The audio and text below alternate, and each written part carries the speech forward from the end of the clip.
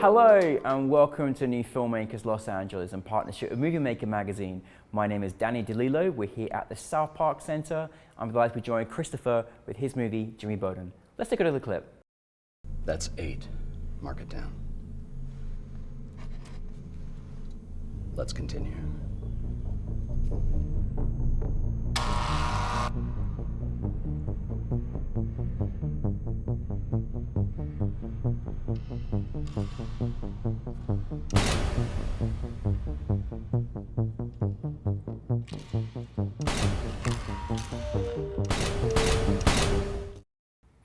Christopher, thank you so much for joining us, and thank you for bringing your film to New Filmmakers LA as well. Thanks for having me.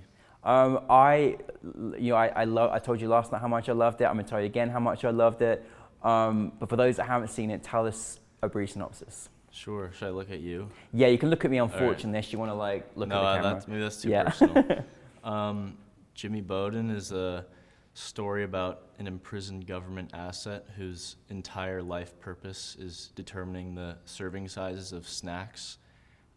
He's been locked away since he was a child. He knows no other reality. And yeah, we kind of get a glimpse into this kind of sad life he lives, but also very important. Yeah.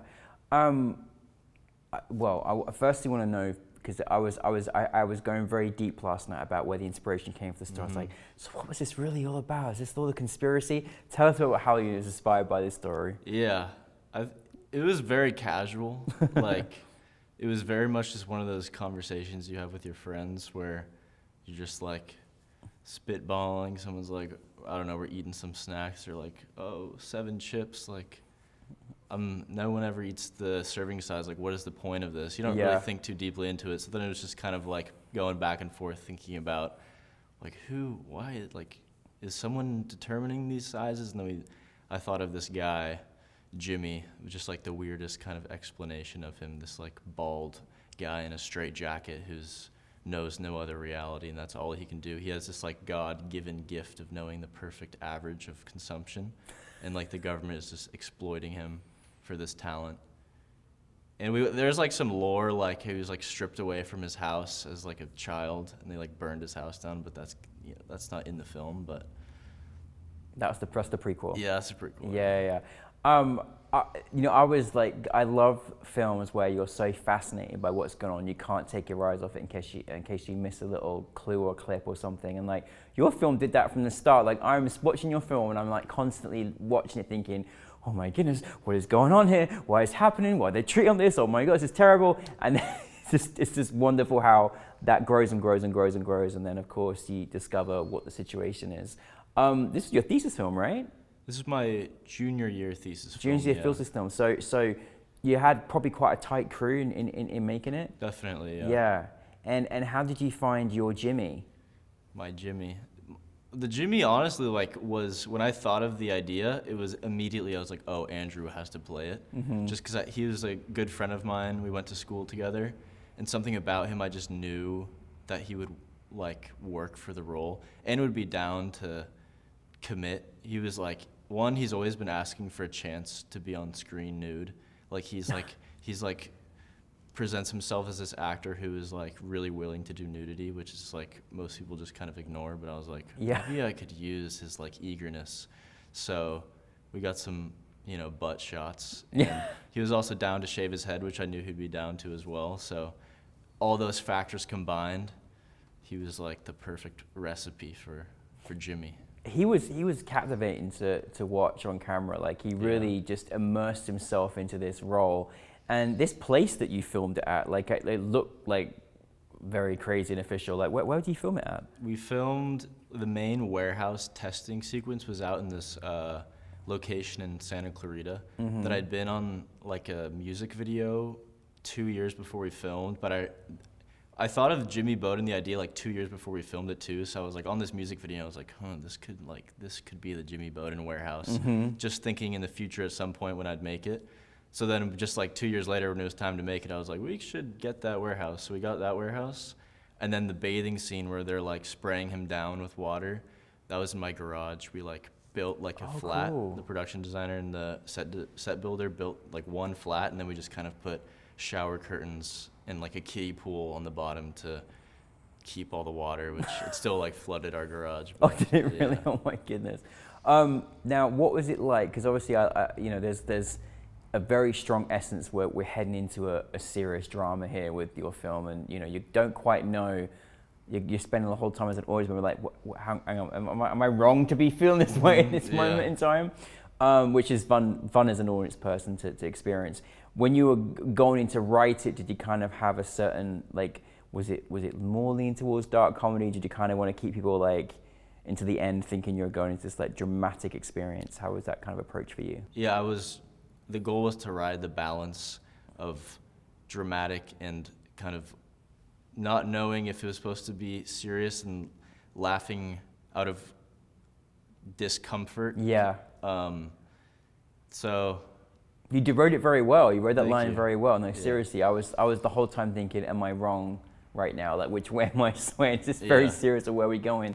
What was it like directing this film? Because you know, it was every character had a very strong purpose, a strong role, and we were very clearly identified in what their role was. Mm-hmm. How was it directing this?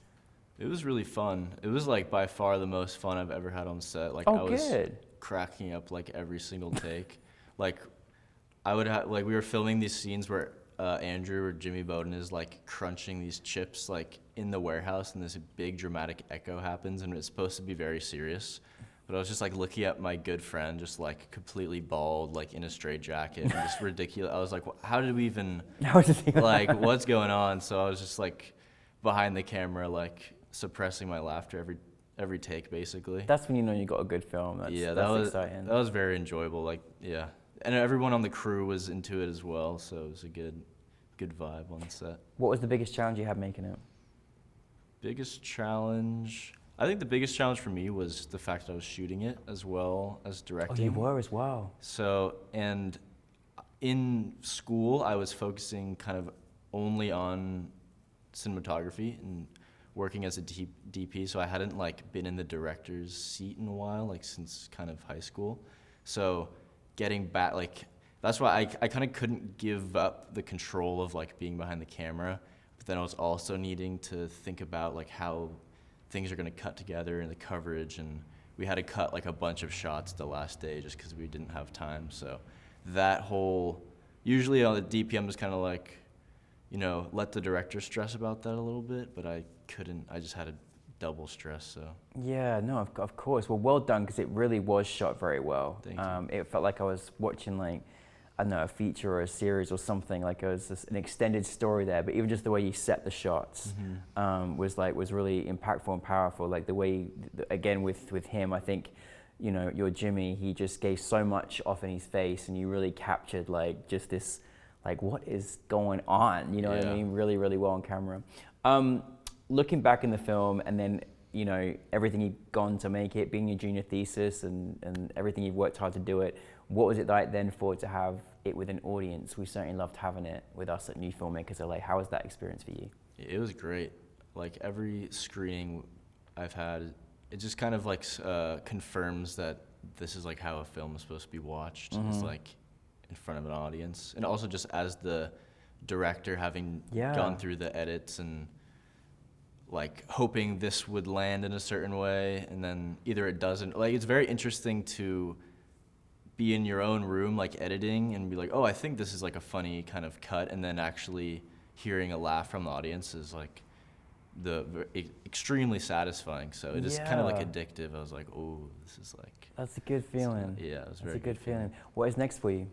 Next, I recently completed a documentary I shot. This is my senior thesis. I shot a documentary in Denmark about these live action role players, these like Lord of the Ring orcs. Oh, wow. And they're kind of like the best orc group in Denmark. They're like the bad boys of the LARP scene. They're very exclusive, and they go very hard on their costumes of like full like custom made masks and everything.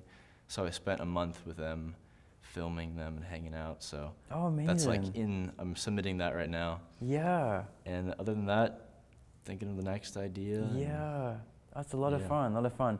And you know, for you, you know, if anyone, obviously you've been going for a junior into making your next thesis film now. Like, do you have any advice for anyone out there that's looking to seek film school or even moving to be as a filmmaker? What have you learned so far? I think there's a lot of things I've learned, but I think the biggest thing that I hold on to is just the concept of making stuff and like continuously trying to make things, because like it's like a muscle. It's like the filmmaking muscle. If you don't do it, it's gonna like atrophy. You're gonna lose some of your kind of skills. So just the more you can make, the better you get. And like I think that's really the only like solid truth I've been able to hold on to this entire time. So. Oh, fantastic. Well, listen, congratulations for already having your film in film festivals, as well. Already that's a real achievement. And thank you for joining Bowden, and thank you for making us so self-conscious about our serving sizes forevermore. Appreciate it. Thank you. Thank you, Christopher.